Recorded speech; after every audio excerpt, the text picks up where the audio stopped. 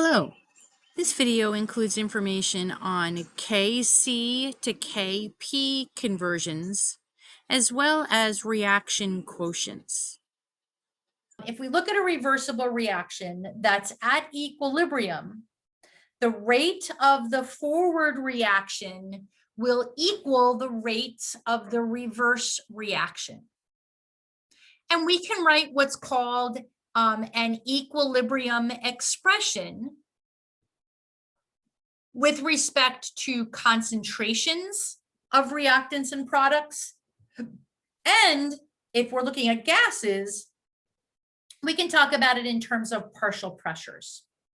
So in this particular question, we have a reversible reaction. That's what this arrow in two directions means. So the reactants start to produce products. As the products are produced, they start to reform reactants. The rate of the forward reaction will go down over time. The rate of the reverse reaction will go up over time until the rate of the forward reaction equals the rate of the reverse reaction. The system is then at equilibrium. The concentration of the reactants will be a constant when we're at equilibrium. The concentrations of the products will be a constant at equilibrium, but they don't necessarily have to be equal to each other. So the concentration of the reactants will not necessarily equal the concentration of the products at equilibrium. We call it equilibrium because the rates are equal when we get to that point. So for this particular question, it says the equilibrium constant in terms of concentrations, that's what this C means, equals 0.28 at 900 degrees Celsius. What is Kp, or the equilibrium constant in terms of partial pressures at this temperature? So in order for us to relate equilibrium constants in terms of concentration and partial pressures, we would use this equation here. The equilibrium constant in terms of partial pressures equals the equilibrium constant in terms of concentrations times RT raised to the delta N value. So Kc was given to us in the question. So we would plug in 0.28. There are no units, so just 0.28. For R, we're going to use 0.0821. For T, we want it in terms of Kelvin. It was given to us in Celsius. So 900 plus 273, that'll give us the temperature in terms of Kelvin. So we would multiply these two numbers together. And then we're going to raise them to the delta N value. Okay, where does this come from? It deals with the balanced equation. Okay, it's the total number of moles of product minus the total number of moles of reactant, but only for gases. Okay, if we were looking at a heterogeneous equilibrium that had liquids or solids in them, we wouldn't include it. Kp is only for gases. Now, in this particular case, we're looking at a homogeneous equilibrium because they're all gases. So we have 1 mole of gas here and 2 moles of gas here. So there are 3 moles of gas on the product side. We've got 1 mole of gas here and 4 moles of gas here. So we've got 5 moles of gas on the reactant side. So 3 minus 5 is what we use to get delta N. So 3 minus 5 is minus 2. So we would take 0.0821 times whatever this is, 1173, raise it to the -2 power, and then multiply it by 0.28, we're going to get a really small number, 3.0 times 10 to the -5. And there are no units for Kp, just like there are no units for Kc. And for Kc, oftentimes there's no kind of subscript here. It could say EQ. Okay, oftentimes that's just not, it's just assumed. And C is oftentimes assumed.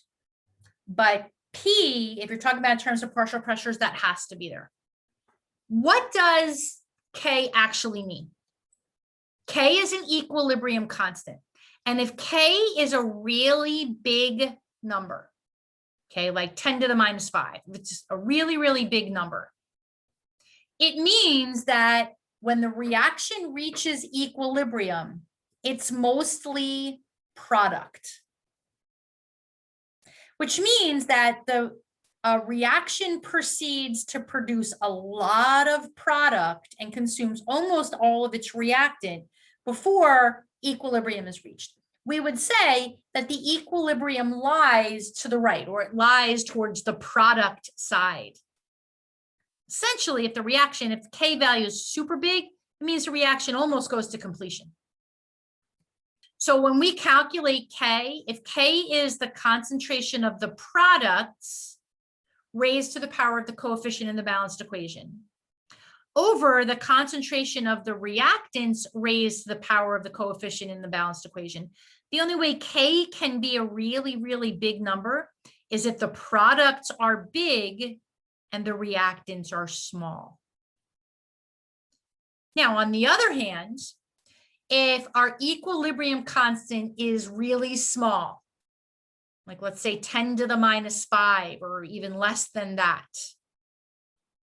it means that when that particular system reaches equilibrium, it's almost all reactant. It produces very little product before the system actually achieves equilibrium. And we would say in this case that the equilibrium lies to the left, or lies on the reactant side. Or the reaction really doesn't occur to a very significant extent at all. We don't produce much product at all. So when K is a small value, it means we have very little product at equilibrium, and we have mostly reactants at equilibrium. Now, we have another value that we can calculate called the reaction quotient. The symbol that's used for that is Q. And what Q can do is it can tell us whether we're at equilibrium. Have we reached equilibrium yet? And if we haven't reached equilibrium, will the forward reaction rate be greater, or will the reverse reaction rate be greater to get to equilibrium? So to calculate Q, we would take the values that were given in the question. They may or may not be equilibrium values, but they're the values that are given to us. And then we can figure out whether or not the reaction's at equilibrium or not.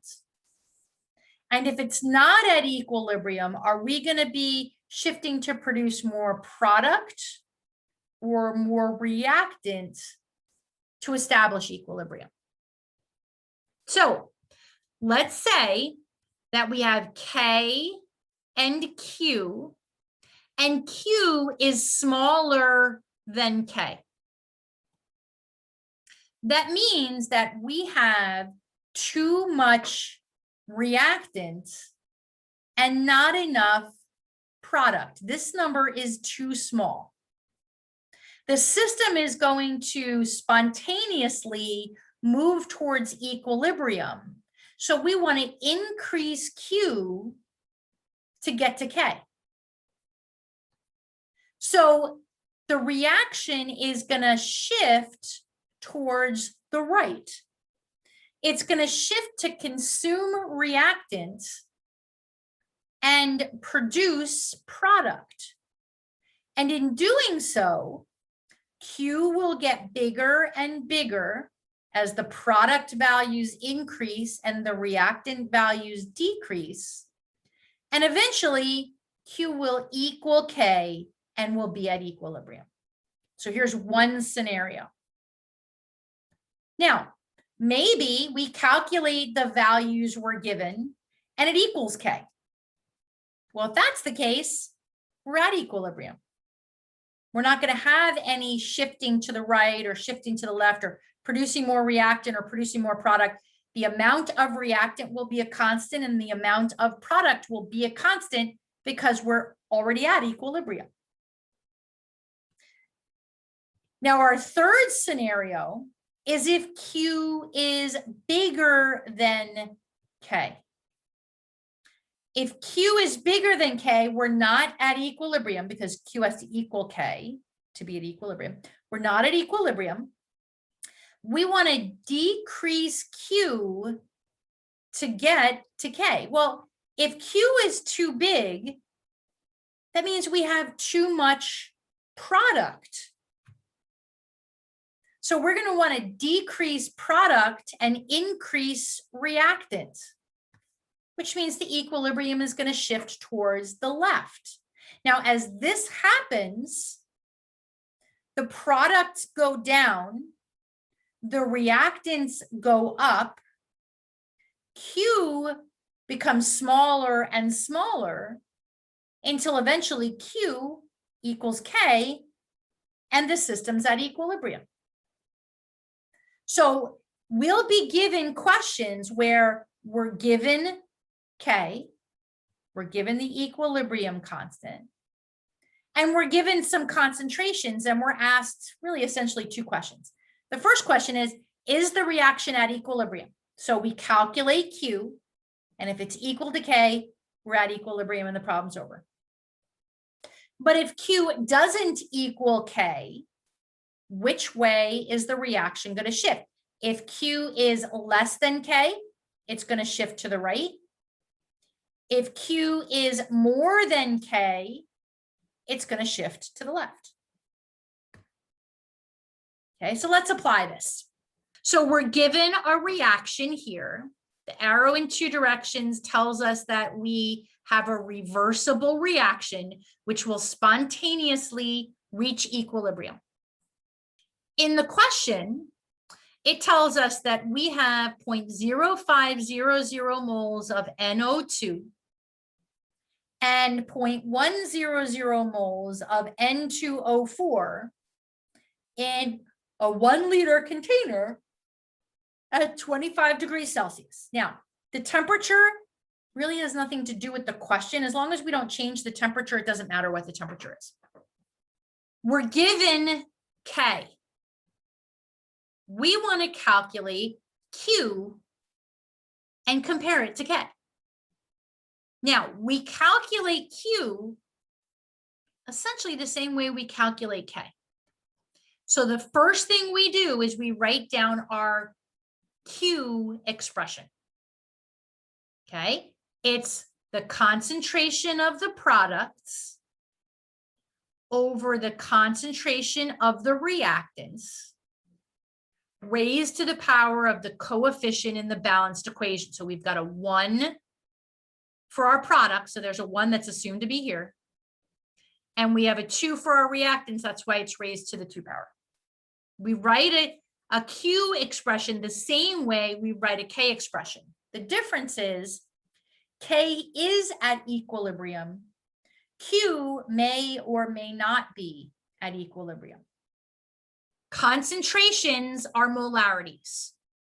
Molarities are moles per liter. Now, this question is kind of easy because we're looking at a 1 liter container. So the number of moles is just being divided by 1 to get to the molarity. So we would plug in our molarities. So 0.1 moles per liter of product, 0.05 moles per liter squared for our reactant. So 0.1 divided by 0.05 squared tells us that, Q equals 40. Okay, so now we need to ask ourselves, is this system at equilibrium with these values in the container? And we do that by comparing Q to K. So K was given to us, okay, 1.7 times 10 to the second power, which is really 170. So 170 compared to 40. That means our system is not at equilibrium because these numbers are not equal to each other. In this case, Q is less than K.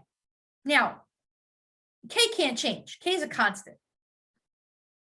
Q can change as the concentration of the substances in the reacting vessel changes. So we want to increase Q until it's equal to K. Well, in order to increase Q, that means we're going to have to increase product and decrease reactant. In order to increase product and decrease reactant, the reaction is going to shift in what's called the forward direction, or it's going to shift towards the right. As we increase product and we decrease reactant, Q is going to become bigger and bigger. And eventually Q will equal K, and the system will have achieved equilibrium. So when we're given a question like this and it says, are we at equilibrium? We write a Q expression, products over reactants raised to the power of the coefficient in the balanced equation. We plug in the concentrations, we calculate Q and compare Q to K. Are we at equilibrium or not at equilibrium? And if we're not at equilibrium, which way will the system shift? So let's look at another problem, very similar to the first problem, except there's just a little bit more maybe work we have to do. So if we were to look at this question, we're given the reaction. We've got nitrogen gas reacting with hydrogen gas to produce ammonia. It's a reversible reaction which will achieve equilibrium spontaneously. We have a 50-liter container, and it has 1 mole of nitrogen, 3 moles of hydrogen, and 0.5 moles of ammonia. In which direction, towards the reactants or towards the products, will the system shift to reach equilibrium? And it gives us K equals 0.500. All right, so what we're going to need to do is write a Q expression, calculate Q, and compare it to K. But here's why this question's a little bit different. We don't have a 1-liter container like we had in the last question. We have a 50-liter container. So what we're going to need to do first is calculate the concentration of nitrogen, hydrogen, and ammonia before we can plug it into our expression. So how do we do that? Well, the molarity of nitrogen, or the molarity of anything, is moles per liter. So for nitrogen, we have 1.00 moles in 50 liters. So the molarity of nitrogen is 0.0200. Oops. So using this as a model, calculate the concentration of hydrogen, and then calculate the concentration of ammonia. Make sure you show your work. Okay, I did have some people that weren't showing all their work and then did some silly mistakes here and there, thinking they could do some mental math, and that didn't help very much. So make sure that you really show your work logically as you possibly can. It absolutely helps. Okay, I agree. Now just watch your significant digits. So 0.0600, since there's 3 digits here and 3 digits here, we want 3 digits here. Remember that these 2 zeros are placeholders. So the 6, the 0, and the 0 are your significant digits. Okay, and then for ammonia, 0.0100. Again, you want to show 3 significant digits to show, that's how many significant digits are in the measured values. So now we have the molarities, our concentrations. So the next thing we want to do is we want to calculate Q. So write your Q expression, products over reactants, raised to the power of the coefficient in the balanced equation, and then get your value for Q. Now, be careful of the coefficients, right? You're raising the concentration to the power of the coefficients in the balanced equation. So ammonia squared over nitrogen and hydrogen cubed. Okay, if you don't use the coefficients in the balanced equation, you're not going to get the same answer. Okay, write down your Q expression and then plug in the numbers. Be careful with your order of operation in your calculator and see what you get. Okay, so you're going to have to put in your calculator 0.01 squared divided by 0.02 and divided by 0.06 cubed. We're not going to cube everything. We're just going to cube the hydrogen part of it. Okay, so nitrogen's to the first power, hydrogen's to the third power, ammonia's squared. So we want to write that Q expression, plug in the numbers. Be careful with that order of operation. Okay, and since we've got 3 significant digits, we want to write 3 significant digits there. So 23.1 would be Q, and there are no units. All right, so what are we going to do with that now? Well, here's the value for the concentrations that are in the vessel. K tells us what that ratio would be at equilibrium. K and Q are not the same number. That means the system is not at equilibrium. Well, K can't change. As long as we don't change the temperature, K is a constant. Q is the value that will change. And we're going to want to make Q smaller in order to get it to equal 0.5.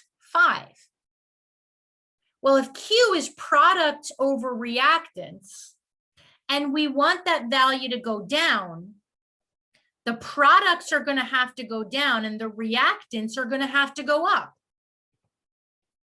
which means that system is going to be shifting towards the left, or it's going to be shifting towards the reactants. So the concentration of the products will go down. The concentration of the reactants will go up. Q will get smaller and smaller until eventually Q equals K, and then the system is at equilibrium. And once the system gets to equilibrium, the concentrations of reactants and products will become constants. They won't be equal to each other, but they'll become constants because the rate of the forward reaction will equal the rate of the reverse reaction.